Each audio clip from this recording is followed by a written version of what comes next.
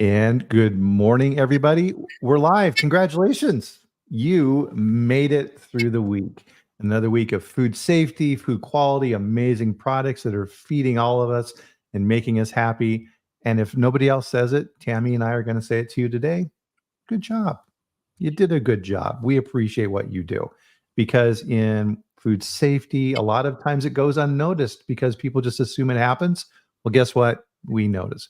So if you're new, welcome. Pull up a chair. I'm Bryan Armentrout with the Food Leadership Group. And every day at this time, we sit down and do a food safety chat. So 8 a.m. Mountain Time, 10 a.m. Eastern on LinkedIn, YouTube, and Twitter. We live stream and we bring an expert on the show to go over a topic of interest and something that you're going to like. And what you'll notice with this is not a lecture. This is not a fancy presentation. This is meant to be a discussion. And really, that's the fun part of what we do here.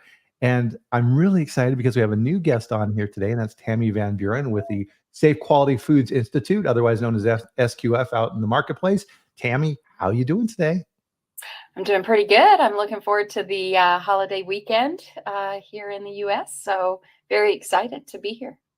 Awesome. And so, as regulars on the show know, as part of our cadence with getting ready for the show, is we have a prep call and we'll go over the topic and what's interesting and what do we think is going to be of value to people.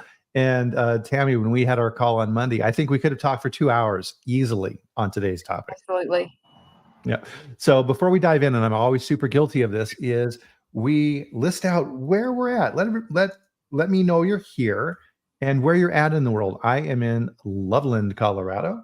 And today it's going to be another gorgeous day. Looks like we're going to have a high of right around 69, 70 degrees, Tammie. Going to be a beautiful day. Lots of yard work here for the Memorial Day weekend. Where are you at in the world? So I'm in Hopkinsville, Kentucky. For those that don't know logistically where that is, I'm about an hour northwest of Nashville, heading towards St. Louis. So yeah, I've lived in Kentucky all my life, and it's going to be, I think, another warm one here today. Hopefully, we're not going to get any more rain. It's been really rainy the last few weeks. So yeah, fingers crossed on that for sure. So exactly. one of the things that we love to do on the chat here with everyone before we get started is join us, everyone, in a drink of your favorite beverage. And I love the horse mug. That is so pretty. Yeah. Cheers, everyone. Cheers. Yeah. We do two things really well in Kentucky. That's raise horses and make bourbon, of course. So. Of course. Yeah, Kentucky's a beautiful state. Christy is joining us. Hi, Christy. Nice to see you. Hi, Christy. And Austin, of course, here in the Denver area is a regular, and Austin's a super cool dude. So always glad to have Austin here as well. So oh gosh, we got so much to cover here. So let's dive in, Tammie. So first off, thanks for coming on. And one of the things that we always do when we have a new expert on with us is tell us a little bit about you and your journey and what you do. Yeah, absolutely. So, as you said, I am with the Safe Quality Food Institute. I'm going on almost 5 years with them as their compliance manager. And it's been, so far a really fun ride. Leanne and Christy are both joining us this morning from Chicago, and they are two of my favorite ladies to work with at SQFI. And prior to that, I was actually an SQF practitioner in a couple of different SQF certified facilities. But I've only been in the food industry about 12 years. Prior to that, I spent almost 20 years in the automotive industry. And I made that transition to food. And it's been a great journey so far. Nice. And so what does a compliance manager do? It's a great question. So we have 34 certification bodies around the world, and those certification bodies, conduct those audits, send in those auditors, and complete those certificates for about 14,000 SQF sites around the world. Wow. And so my job as compliance manager, I make sure that, everybody's kind of doing what they're supposed to be doing, following those GFSI requirements, following our requirements. Yeah, auditors too. We've got about 800 SQF professionals between our auditors, our trainers, and our registered consultants. So yeah, just checking in on everybody, making sure that they're basically following our expectations. As a compliance manager, I look at a lot of data. So I am kind of a data nerd. And so I analyze a lot of data. I also look at a lot of audit reports and look at those corrective actions and those root causes. And so that's what makes that, topic one of my near and dear topics that I talk a lot about, because I get to see firsthand where we are at, just broadly, all of our sites. And sometimes our CPs and auditors, they'll tell you sometimes they have to submit corrective action to me too. So, Mhm. it's a topic that everybody has to do, but I think we just struggle to do it well. And yeah, so hopefully we're going to come up with some things today that will help us to solve the problem of doing root cause and problem solving better. Absolutely. And so that's a good point, because audits are always taking place. There's someone who is checking up on stuff and making sure there's compliance. And behind the scenes, we all know the audits that we see. So auditors going into food plants, making sure that they're following the requirements of the code and doing the audits.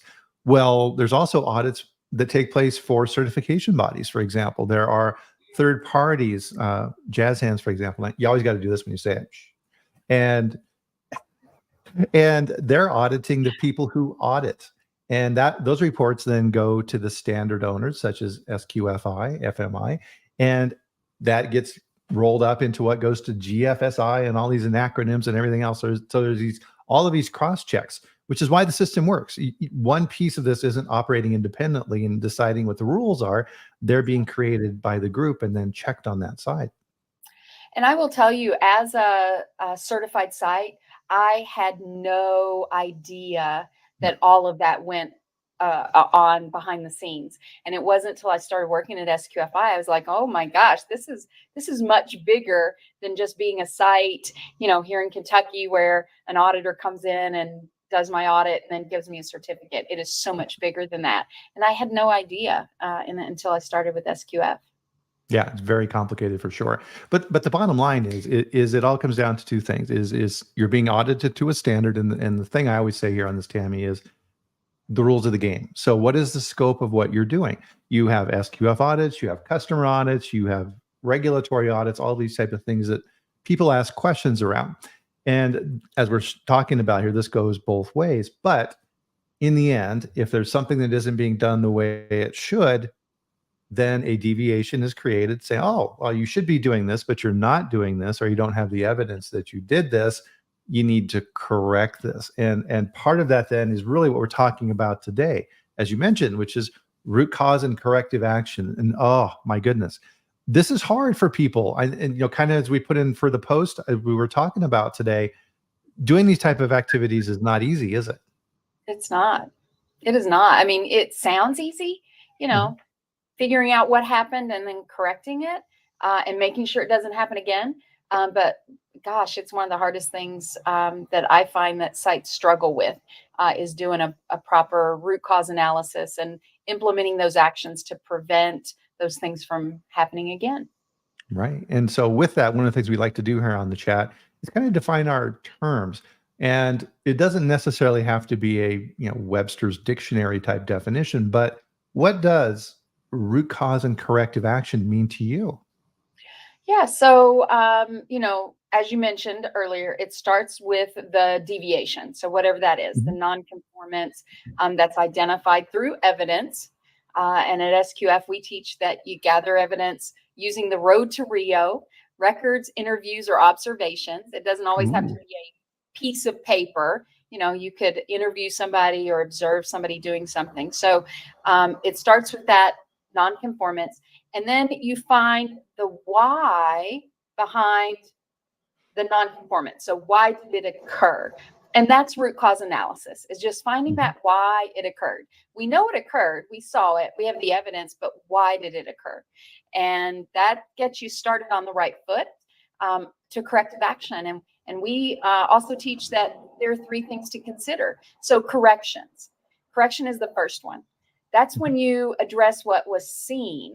So I always use the example of an air hose on the floor. We all work in manufacturing. There are hoses that get left on the floor when nobody's using them.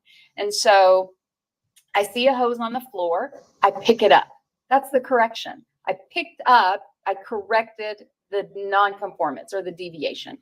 But then when I find out why it happened, why was there a hose on the floor? That's the corrective action, when I put something in place to keep that from happening again. And then we always talk about preventive or preventative, depending on where you are in the world. You use different terms. To prevent other similar things from happening. So I corrected that one hose from being on the floor. And then I'm going to look at all the other hoses in the facility to see if I can prevent them from being left on the floor. So it expands out. And so sometimes we confuse those things, or sometimes we stop at that correction and we never do that root cause analysis that leads us to the corrective action. So that's how I would kind of define those terms. No, that's great. I'm sorry. No, go ahead. I talk a lot, so I was just, giving an opportunity.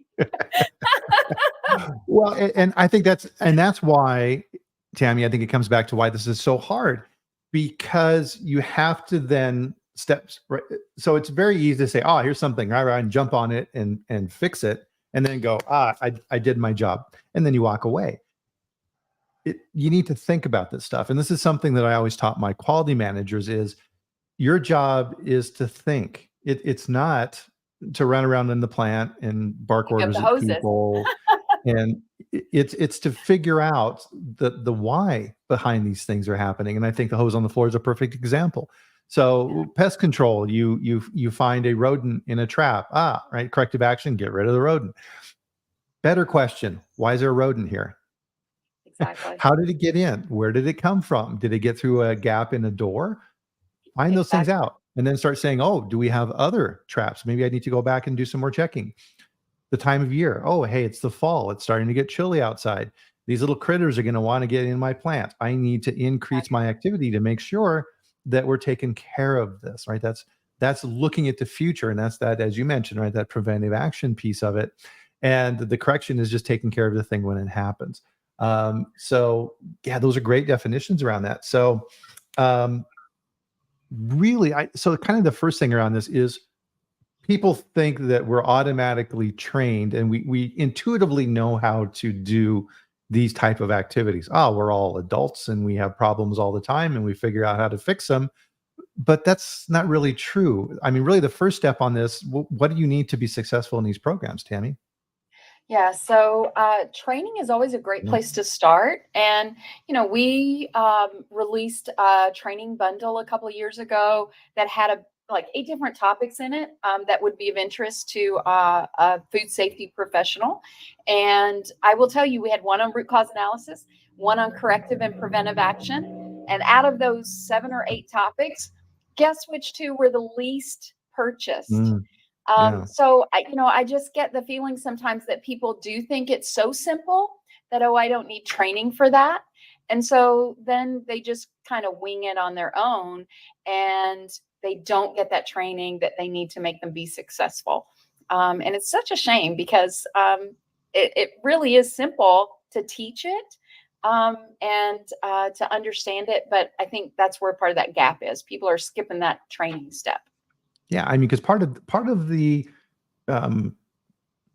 temptation, I think is the best word, is when you have a problem in the plant and something happens, I've seen this before, and then I know how to fix this, and you just do it. And jumping to those conclusions can be a really wrong way to do that. So I see Duncan. Good morning. Duncan's overseas. I always say good morning. Sorry, Duncan. Good afternoon for you, sir. So Duncan's got a good comment here. So this assumes root cause analysis indicate there's something about the hoses that causes them to get left on the floor. Yep, that's what Tammie was saying. But systemically, it's usually more functional. Right. So if that hose on the floor and go ahead, I'm sorry. I was just going to say, to finish my example of the hose on the floor, that, that actually happened to me. So Mhm. I was walking through the plant one day, I see an air hose on the floor. I know that every hose in the building is attached to a hose reel, every single one of them. So I thought, somebody just got lazy and left it on the floor. So I picked up the hose and pulled it to retract it, like you do with hose reels. And I went flying almost under the production line. Oh, And so I kind of straightened myself up and I look around, hoping no one saw me. And there stands the operator on the other side of the production line. And she's going. got her hands on her hips. And she says, and now you know the root cause for why the hose was on the floor. It was a safety issue for the operator to put it up. So Yeah. the operator would only put the hose up once a day. And they'd have to go around and they'd have to pull it through under there and then retract it from that side. So we found the cause. And it wasn't because the operator was lazy or they didn't have time to do it. It was just because to do it the way it was supposed to be done was a safety hazard. And so what did we do? Well, first of all, correction. I put the hose up, almost killing myself in the process. Corrective action was, you know what? We figured out a better place to put that hose reel so that it was not a safety issue and it was closer to the point of use. And then as a preventative action, we looked through the entire building at all of the hose reels and Yeah. we moved them to the point of use. So, that's a very simplistic example, but it's a very real example. But too often we just jump to the conclusion of, oh, the operator didn't do it, or and then that leads us to the corrective action of being retraining. And Yeah. I think we're going to talk about retraining later on, because that's one of my pet peeves is when we use retraining as a corrective action. But absolutely, Duncan, I would totally agree that there is a cause for that hose to be on the floor. And typically it has nothing to do with the operator just defiantly didn't want to do it. So no, great point. Great question, Duncan. Yeah, absolutely. And you made an important point in there that I want to make sure that everybody heard. The best way to look at these problems is ask, right? Before you jump in and, oh, I'm going to be the hero and solve this problem, dot, dot, dot, dee, right? No, Exactly. go talk with the person and say, I got a quick question. Why's the hose on the floor? And then you get the answer. Workers Exactly. are not stupid, right? They're doing these things for a Exactly. reason. And Exactly. a lot of times, It- if you're not careful and you don't learn this lesson, you can create what I call a hidden factory. All of these behind the scenes activities that take place between the supervisor and their operators that you don't know about, because the operators know and the supervisor's been there, done that. So something happens and the exactly. supervisor says, yeah, do it this way. This is how you need to do it. Exactly. Well, what about what I, quality said? Yeah, whatever, what quality, they don't know what's going on. Right. So that relationship is critical, absolutely critical. it is critical. And, I was doing a root cause analysis one time and I went to the supervisor and I said, hey, bring the operator in that made the defective box. And he was like, you want me to go out there and accuse that person? I said, no, I didn't say accuse them. Mm. His name was on the box. So just bring him in. I'll talk to him, and we'll figure out the why it occurred. And he's like, why? I can't do that. And I said, well, we can't solve that problem if we don't talk to the people that are actually doing the work. So if you're quality professionals, food safety professionals, and you're sitting in a room and you are the only ones working on root causes, you're not doing it right. So it Mhm. has to involve a team and it has to have the right people on that team. So even if you add the production supervisor, you probably still don't have a complete team. No, and that's a good point on the training side of things is, again, as quality food safety professionals, we tend to want to take everything on ourselves, and that's the wrong approach. Just like everything Exactly. else that you're doing in the production facility with your HACCP plan, your food safety plan, all of your processes and everything else, as the head of food safety or quality, you're the leader of these programs and you're leading the corrective and preventive action programs, and you can't do that in a vacuum. you need to be trained and your team needs to be trained as well, right? Yeah, exactly. And it doesn't have to be the fancy training. I mean, I mentioned, that we do have, that type of training out there. A lot of people offer that type of training. But as a food safety professional, I like the fact, Brian, that you mentioned that you get trained Mhm. and then you share that knowledge and you train your people within the plant. And Yeah. again, root cause analysis can be trained down to the operator level. It's not some statistical analysis that requires a math degree to be able to understand it. Root cause is something that can be trained and can be Yeah. explained. Absolutely. And so as Duncan's talking about here, and he's on fire again this week, is that's why I do Kanban walks, is the entire management team is going through the plant and doing checks and making things are going Yep. sure the way they, because there's a couple of rules there, is new eyes, right? You have new eyes looking Yep. at things. And we talked about this last week as well. One of the, as an experienced auditor, I'm sure you do this as well, Tammie. One of the first things you do when you're in a plant, and this is always a sign that you're working with someone, and this is just automatic habit for me, is when you're getting a tour of the plant, you're doing this, Exactly. right? You're looking And everywhere. yeah, and people do this. We become efficient in what we do. And just the fact that I'm there and saying, hey, up there in the ceiling, why is that pipe being held together with some duct tape and string? It's there, but they never see it. And They they go, don't. oh, yeah, that's right. Oh, gosh. Yeah, we had a problem like 6 months ago. Forgot about that. Right. And then they Well, look at you and they say, wow, that's amazing that you saw that. It's like, no, I'm just, that's just habit. And I'm a new set of eyes in your plant. And by doing those Kanban walks, as Duncan's talking about, same thing, new eyes. You're training exactly. those other people to look around. And I was just gonna give a shout out to the plant that I used to work at in Princeton, Kentucky. We did what we same thing. We called them gimbal walks, and Mhm. so our entire management team would go out and we just meet and go and talk to everybody on the line, uh, and we would do one line a day. So. This line, I would talk to everybody on the line. We would find out what their pain points were. We were looking up, down, under machines, everywhere. And then at the end of the walk, we would identify 3 things that the team would get done by 3 o'clock that day. Mm, And then we would identify 3 things that would get done within the next 30 days. So it's not enough just to do the Kaizen walk. There has to be something that comes out of that, or the Gimbo walk, whatever you want to call them. There has to be some tangible things that come out of that. And so doing the 3 by 3, 3 things by 3 o'clock today, picking that low hanging fruit, getting that, temporary repair down out of the ceiling that may not be even needed anymore, right. or fixing a piece of equipment that just was a pain point for the operator and nobody really knew about it. And then those 3 by 30s helped us long term to look at those bigger projects. So I like the idea of a Kanban walk. Yeah, absolutely. Good suggestion, Duncan. And so part of that then too is you can go back and look at past reports as the quality manager in that facility. And if you see the same thing popping up every time, string on roof lines, string on, it's like, what's going on? Why aren't we taking care of that?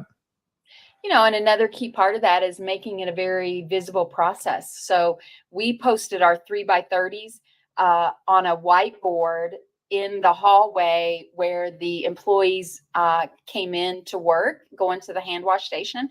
So they could see what was being worked on and they could see the management commitment. Oftentimes we're like, how do you, auditors ask that question, how do I measure management commitment or food safety culture for that matter?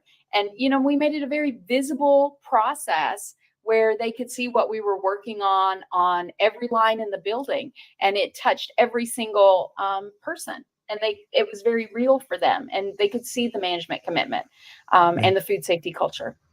Yep. I love that. And so Duncan talks about here as well too, is your your guys and gals on the floor have a much better understanding of what's going on than you do. And the goal is to find out that information. And the example I use on that side is you can go to a plant manager and say, okay, this piece of machinery in the plant runs at what temperature? Oh yeah, this is at 70 degrees.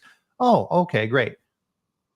Go and ask the supervisor. Oh, this runs at 68 degrees. Oh, really? What happened? Oh, yeah, we had some additional cooling capacity, so we changed around some stuff, and now it's running a little cooler. Great. When did that happen? Oh, that was last week. Go talk to the operator. What's this running at? We're down to 66 degrees. Wow. Supervisor thought 68. Well, yeah, that was true a couple days ago, but we did this, and now it's a little cooler, right? You have to go to the source. They have the best information. Absolutely. Great point. Yep. And so so a lot of times when we're talking about these activities, you have, an audit, a walkthrough, these type of things, a deviation is noted, and something needs corrective actions. And so for me, I've got a pet peeve on this, and I'm sure you do too. When you're looking at those, what's the worst answer that you can give on a corrective action? I see things like, you know, mention the retraining as being the corrective action. I hate that one. That's my biggest pet peeve is stop saying retraining, because when you tell me retraining, then what you're saying to me is I'm going to do the exact same thing over again and I'm going to expect a different result. And we all Yeah. know that's the definition of insanity, of course. So if you're going to say you're retraining, then what you're telling me is the root cause is the training was deficient. So what are you Hmm. going to do differently? And I joke and say, there were times as a food safety manager that, somebody would be trained on something, and the next step, the retraining, was you get to go have a one-on-one with Tammie in her office. So, that was definitely different. But tell me what you're going to do differently. If you're going to retrain, tell me what you're going to do differently. But then we also have that disconnect between the root cause and the corrective action. So we'll say lack of resources, but then the corrective action has nothing to do with getting more resources. Right. So that's my biggest pet peeve, other than the retraining, is that we just lose that disconnect between, the assumptions. I think so. You mentioned assumptions, or Duncan mentioned assumptions. We assume as managers what's going on, and we're not going out and finding the right people to talk to find out the true root cause. And so then we have this disconnect between root cause and corrective actions. So I don't know about Bryan. What's Yep. your pet peeve for? Oh no, I agree. And it's that for me is a huge warning sign. So let's say I'm the one issuing a corrective action to a supplier. So they send some material to my plant, and it arrives at the plant damaged, or there's a wrong count, and I say, hey guys, you figure out what happened on your end. Here's a supplier corrective action. Figure it out. And they come back to me, let's say 2 days later. So I know, number one, they didn't do any work if they answered that quickly. And if it Yes. comes back retrain, I know they did absolutely nothing. And now my radar has gone up. And it's like, oh, we got a problem with this supplier. Now I'm sending somebody from my team to go visit them, because clearly they're not doing their job. And I need to figure out if this is a risk to my business. Exactly.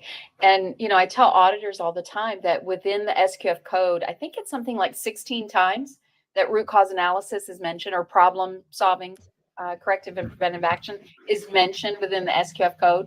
So that's 16 times you get to test their corrective action process to see Mhm. if they're just, doing that flyby. Oh, it took me, a day and I've got the response back. And in SQF, even, in the way we manage recalls, sites are required to notify us if they have a recall within 24 hours. Yeah. Well, we send them a corrective action form to fill out, because we want to know what they're doing. And, we need the confidence that they're not going to have another recall. And so we send them that form. And there are a lot of times we'll get that corrective action form back within 24 hours. And I'm like, stop. I want you to take 30 days, because we say, yeah, within 30 days. Because to us, Mhm. 30 days gives them time to work through the recall. It gives them time to do the root cause, their corrective action. If they're taking longer than 30 days, I'm really going to question, their commitment to it. But Within 30 days, you've handled the recall, you've done your root cause, you've done your corrective action, and then you have time to sit down and fill out the form and send it back to me. Stop sending me that form within 24 hours because I know you didn't do anything, or you didn't do it properly. Exactly. And if you have, using that recall example, and God forbid, and that's our main objective here, is to prevent recalls. Not have recalls. But if you have one that happens, one of the most important aspects of that from a manufacturing standpoint is after the recall, and figuring out, okay, finance guys, how much did this cost us as a company to go through all of this horrible situation? Exactly. And hopefully, it was something that we caught and nobody got sick or worse, right? That's a nightmare scenario. We never want that. But then the other piece of it is going back and doing a debrief and saying, okay, with our processes, what went well? Were we able to get a hold of everybody we need to talk to? Did everybody understand the process? Were we able to reach our food lawyer to make sure that we were doing things properly? How did we respond to FDA? Did we do a good job responding to the consumers to let them know what was going on? You need to go back and deconstruct all of that and say, okay, what did we do well? It's the stoplight thing: red, yellow, green. What went well? Okay, good. Let's keep doing that. Yellow, we were kind of okay. And red, oh, geez, we really dropped the ball on this one. We should have had press releases ready to go, and we didn't. Okay, well, next time we're gonna take this, what we've learned, and we're going to apply this to the future. That's what you want to get to. Bryan, I'm going to need you to come to, our next conference and explain how to do a test of a recall system, because I go through that with sites, with auditors, and I always ask the question, can an actual recall be a test of their recall system? And I get some people that go, oh, no. And I'm like, oh, yes, it is. That's the best test of your recall system. But they need to do exactly what you said, Bryan, and go back and deconstruct it. What worked, what didn't work, where do we need improvements, where do we need corrective actions? There's another opportunity for corrective actions to come into play. So I like the way you described that. Too many people think that traceability is crisis management. No. One forward and one back. Tracing your product, tracing your ingredients is a tool you use in that process. This is something that needs to be understood and executed company-wide. Don't be that quality person who holds everything like this. No, that's the absolute wrong way to do things. It needs to be a team approach. And if you haven't noticed, we're kind of emphasizing that, right? Putting together the team, making sure the team is trained, making sure the team is involved in the entire process, and that they're helping to write the solutions. It's not you as the quality food safety guy sitting in your office and dreaming this stuff all up. No. Exactly. Hey, Alex, we have Alex with us today, and Alex is awesome. and he's got a couple of points that he's made. So I'll let you all take a look at Alex's comment there. That short time frame, that kills me when I look at a site's corrective action process and they say, oh, we're going to do this in the first 24 hours. Well, yes, there are some things to do within the first 24 hours. You need to make sure that you are mitigating the risk that bad product is getting out or that something unsafe is being shipped. So there are some things you need to do immediately. But that full on root cause, corrective action, preventative action, all of that can't be done in 24 hours typically, unless you literally work around the clock to do that. And, that's just not feasible. So, take your time, do the process right, and you'll be much more successful for sure. Yeah, definitely. So there are very few examples where you have a corrective action that is just something simple and you close it out. So let's say that you have the auditor notices as he's going through your plant, oh, there's a glass window in a back warehouse that's got a crack in it. Okay, well, yeah, you can replace that really quickly. The smart quality manager says, okay, well, why is that glass broken? And to your point earlier, Tammie, do we have any other broken windows that we maybe need to take a look at?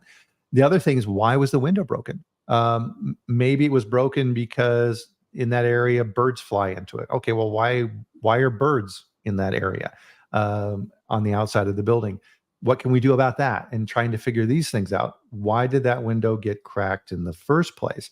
And even the simplest of things, you think that, oh, there's no really no need to expand upon this. I'll just get this fixed and send it into the auditor, and all is good. Meh, meh, kind of Yeah. mediocre activity there. Well, it's funny that you mentioned birds because one of the angriest groups of people I've ever encountered was because I had a tree cut down. Mhm. We had birds, a bird problem in our warehouse, and right outside the warehouse in man door, there was a tree, and the birds liked the tree. Birds like trees; they like to sit in trees, and so the tree had to go. Yep. And so people were angry. You took our tree because that's where the people like to sit and have break, and we'll build you a structure to keep you out of the sun, but it doesn't have to be a tree that the birds love to sit and roost in. So yeah. So just find the corrective action, find the why. Why are the birds there? It was because we were giving them a nice, lovely home to live Mhm. in right outside the main door. So the tree had to go. Yep. Absolutely. So yeah, so fantastic. And so one of the things that I love about, and I don't say audience, or we have our participants who are involved in our chat here as well. So Duncan's making some of the good points here. So not everything can be fixed immediately, and as long as you can show the auditor, well, yes, we have this big issue, and we have this plan. It's going to take us about 6 months. We have to get approval for some capital we need to spend. Here's a copy of the PO for the equipment that we're ordering. And you show this information to the auditor. They always going to go, okay, good. That's good. Let me know when that's completed. Or that could be something, depending on what it is, that the auditor will follow back upon during that next audit. Yeah, and we have a method for doing that, and a lot of sites don't realize that.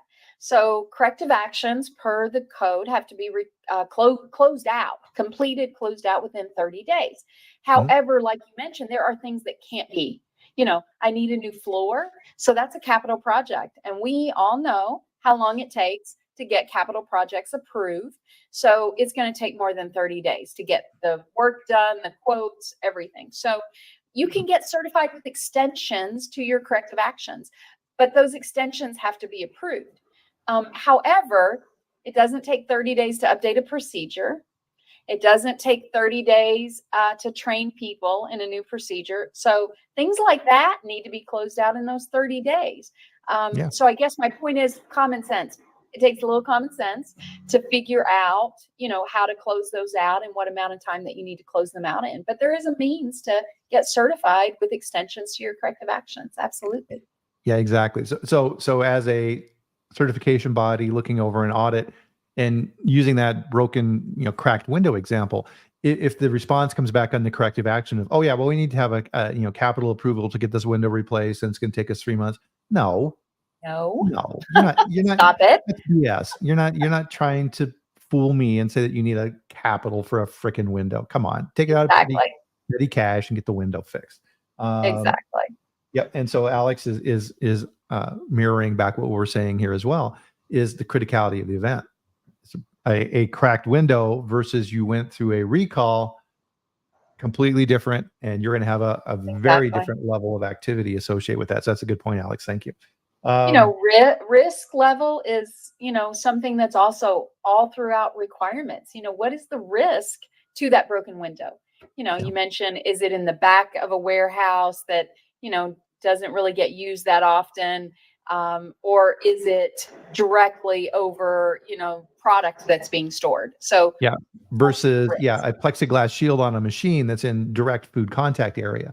Exactly. High priority. You need to get that fixed. That should be fixed before the end of the audit. Exactly. Yeah. And so with that too, I mean, so this is, I think, too, Tammie, where a lot of quality managers and things get frustrated because they have this false belief that every deviation needs a corrective action, and they drive themselves nuts, right? Right. Right. Exactly. You know, I guess my thing is that a lot of people assume it doesn't need a corrective action. And Mm, you're not going to know it doesn't need a corrective action until you've really looked at it and analyzed it. So, one of the things that we talk about all the time is somebody not wearing a hairnet correctly. And mhm. I've had people say, oh, that's not a valid nonconformance. That's nitpicking. But is it? So is it truly a random occurrence of somebody not wearing their hairnet correctly because they were in a hurry? As a quality manager, I ran out on the production floor one time, forgot my hairnet because I was in a hurry. I was trying to beat the UPS guy here. I wash my hands, I throw on my hard hat, and I step out into the production floor, and I have like 3 people screaming at me, Tammie. I've done that. I have done that. You've done that. I've done that. So did that need a corrective action? Did I need to be, remanded, have my hands slapped? So that was an instance where I was truly in a hurry and I wasn't paying attention. I always wore my hairnet. I always wore it correctly. But at the same time, was there something I could do? Yeah. Our hairnets, where were they? They were at the employee entrance. They weren't at the office entrance into the production area. So the hand wash stations were here, and both the office entrance and the employee entrance and the break room entrance came to the hand wash station. But the hairnets were in the hallway where the employees entered each day. That's if good thinking. Had hairnets right beside of the hand wash station, I might have been more likely to look over and go, oh, I forgot my hairnet. Right. So even though it was a random, not long drawn out, is there something we could do to make sure it doesn't happen again? But you're not going to know that till you actually evaluate it. What was the reason why I was in a hurry, Yeah. So, and that's a really important point there, Tammie, because I want to make sure everybody caught up in that. So a simple little oopsie, but you took it to the next step and said, well, why did this happen to me? Oh, I didn't have a visual trigger because if I had looked at that box because these are habits in a plant, right? You automatically put on the hairnet, but it wasn't there to remind you. So you're like, oh, if I've done this, I bet other managers have done this too. We need to install a hairnet dispenser at this location. Fantastic example. Yeah.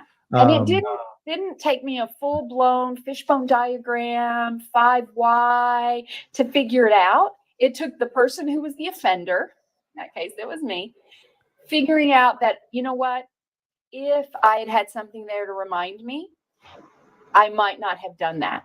And so it wasn't a full-blown, drawn-out root cause analysis with corrective action, preventative action, but it was still a corrective action process that I was going through in my head. So yeah, it doesn't have to be long and drawn out, but it's just something you can do. To Alex's point, depends on the criticality.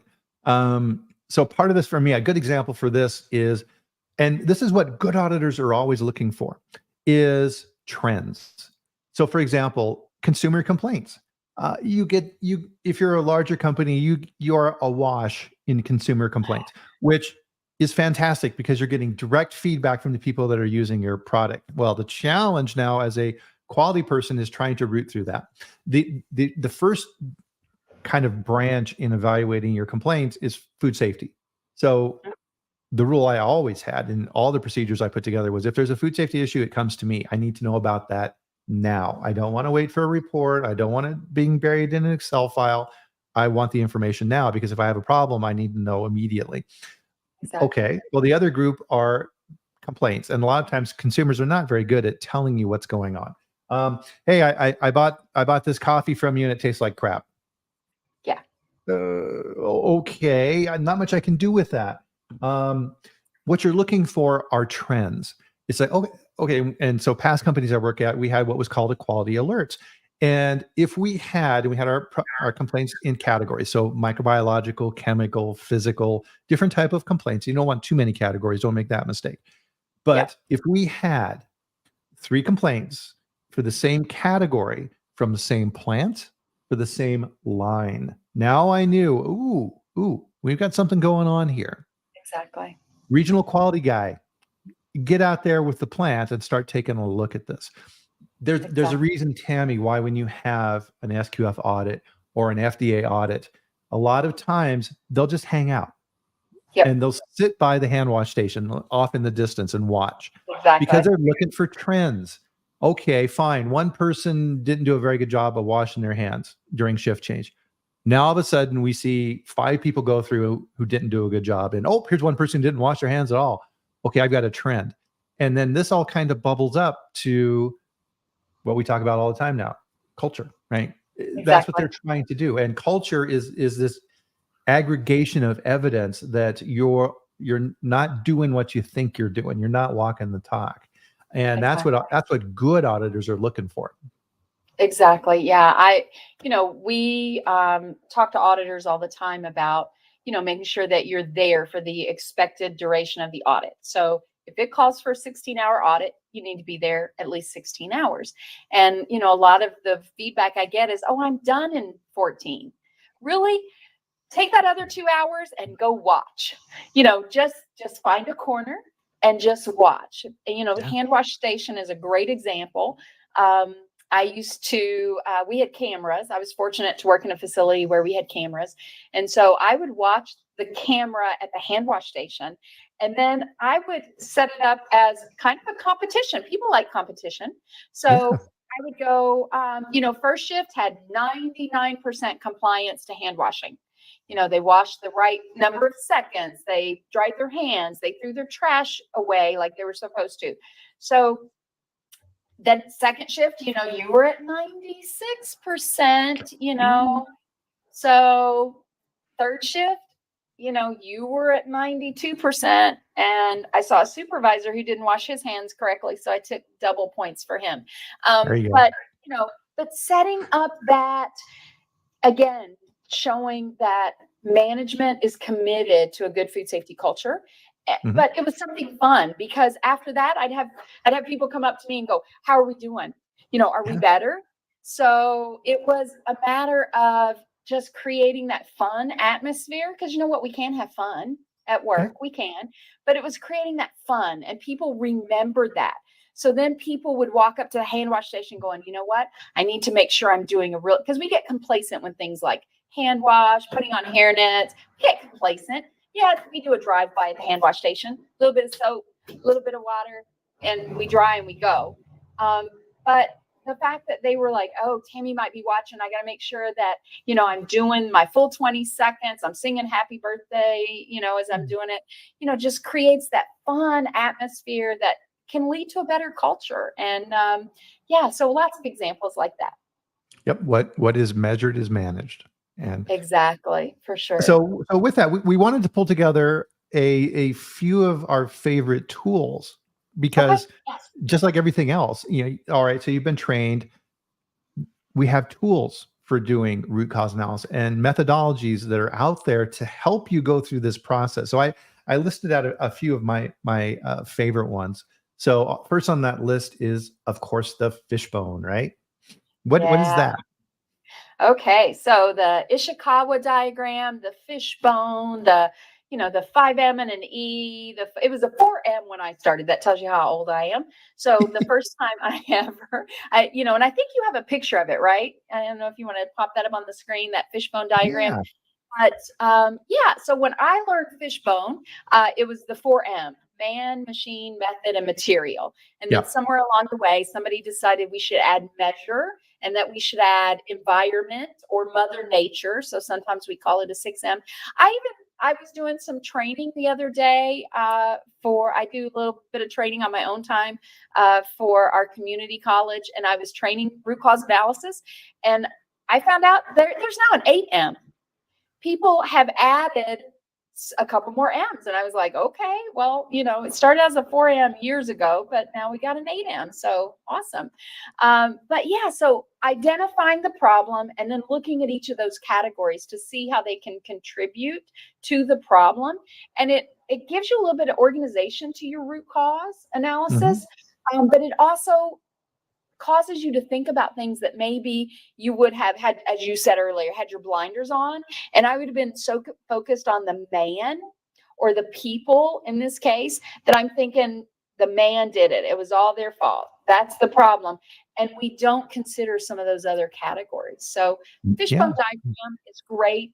First problem solving tool I ever saw, I was ever introduced to, and it's still a oldie but goodie.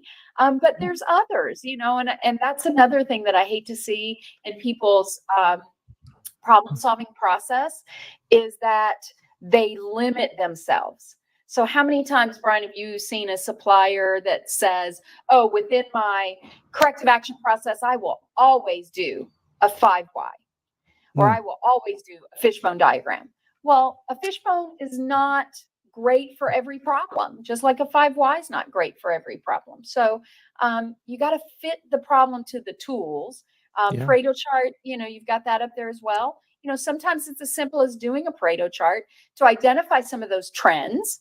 I came out of the cracker business. And so, one of the common, complaints from a consumer is too salty, not enough salt. So how do you, within the same lot number, so you have to trend, and you have to look at those categories. So I like that you said don't get too specific, because on that, it wasn't about too much salt or too less salt. It was about the variation in the salt that we were putting on the crackers. So that was our problem. Not that we were putting too much or too little, but that our process was not consistent.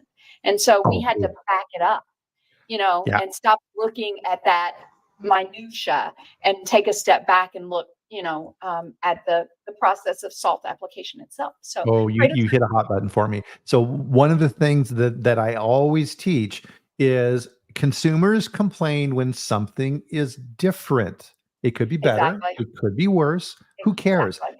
They have an expectation that you need to meet, and you need to understand that. And the Pareto chart is a great way of helping you figure out what to work on, because there's a lot of noise. Exactly.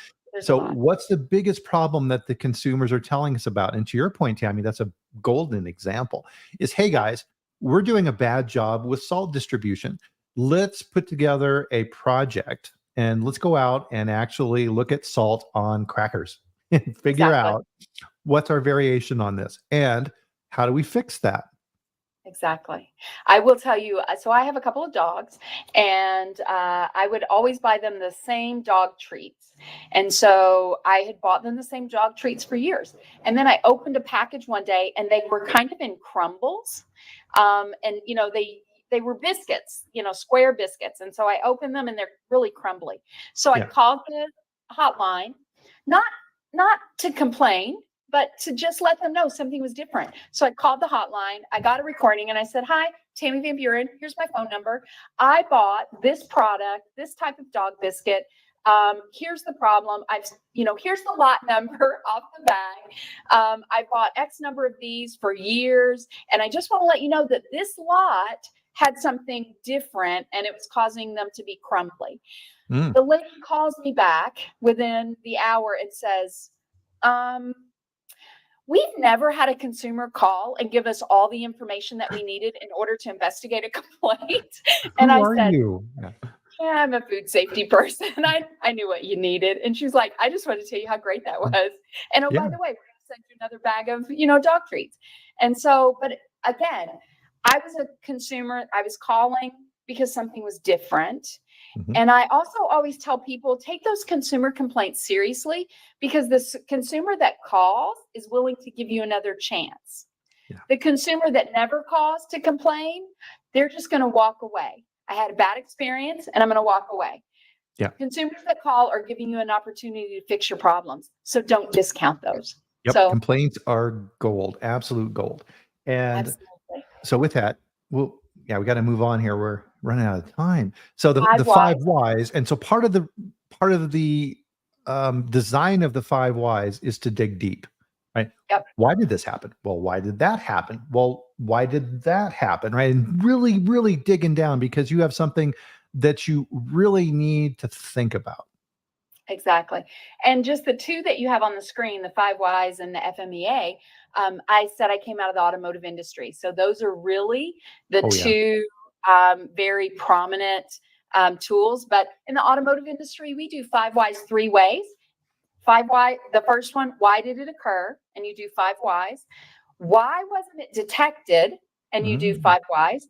And then what in the system allowed it to happen? And that's where you get into your procedural and your documentation. So I like doing a 5 why 3 ways, just to throw that out there for you. No, that's gorgeous. Yeah. And we don't have a whole lot of time to go into FEMA here for sure, but very sophisticated tool for risk assessment. What are the different things? How can it failure? How critical is this within that process?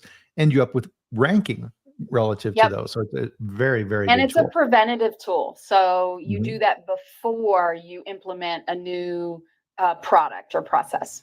Right. And so I'm going to put the link for this. And guys, this was just a quick Google search for me to find this. There's tons of information out there.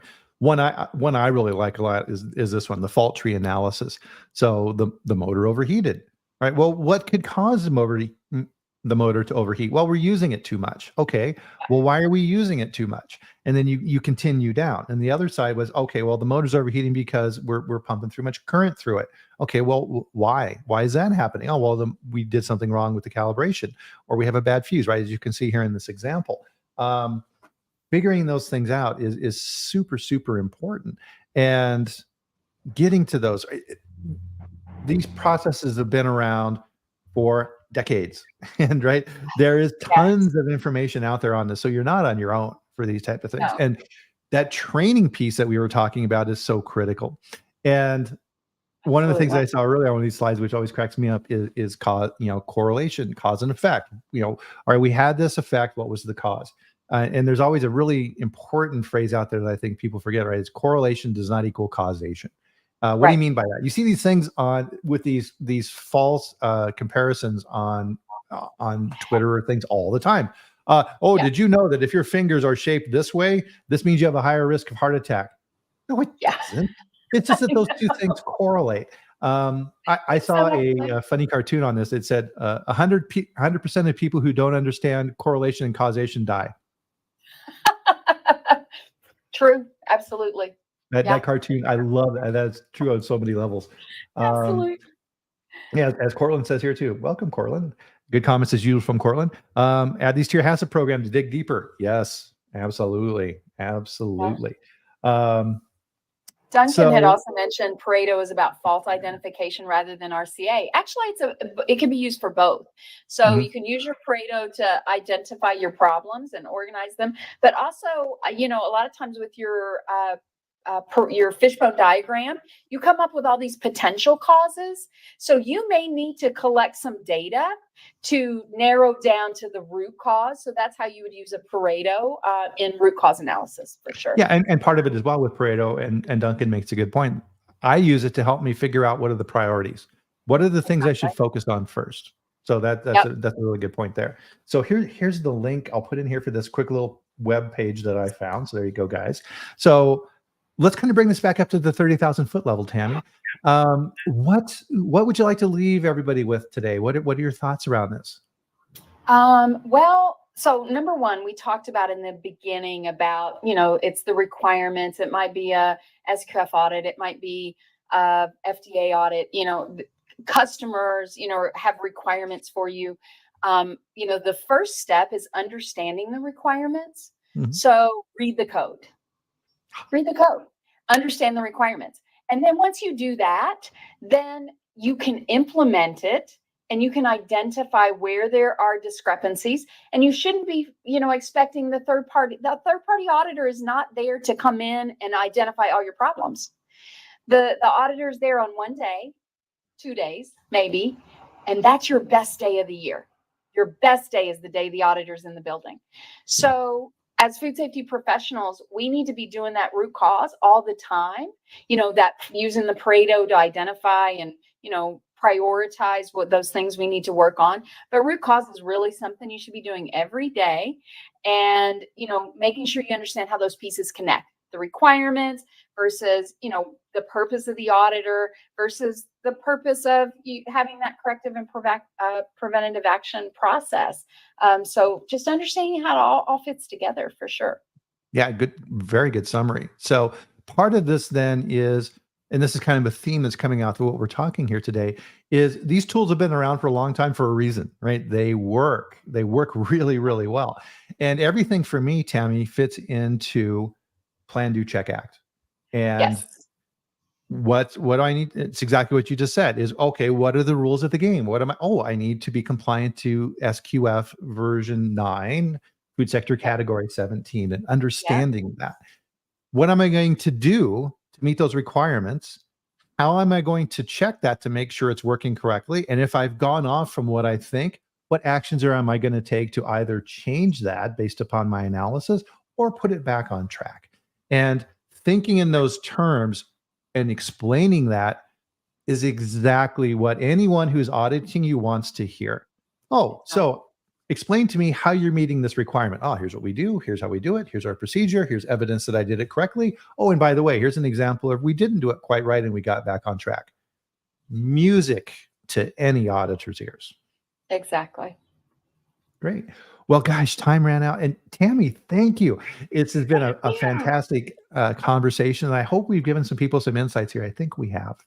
I hope so. It was great. Thank you for inviting me. I'm so happy to be here. I've been looking forward to it for weeks. Yeah, I love doing this every week as well. And we do this for everyone in the audience. And we have just an amazing group of people who join us on this chats and share their expertise with everyone. And for that, thank you. Right? That's why we do what we do. Don't hoard your knowledge and your experience. Share it with the other people who work in food safety and quality, because we're all dependent upon each other, because we all eat and we all enjoy these type of foods. And these are amazing. So thanks again. So with that, guys, we're going to close out our chat for this week. But guess what? We're back here next Friday at the same time, 8 a.m. Mountain, 10 a.m. Eastern, on LinkedIn, YouTube, and Twitter. And I'll bring in another amazing expert like Tammie on our show to have a conversation and hopefully bring a little insight. But in the meantime, enjoy your weekend. It's a long weekend. Have some fun.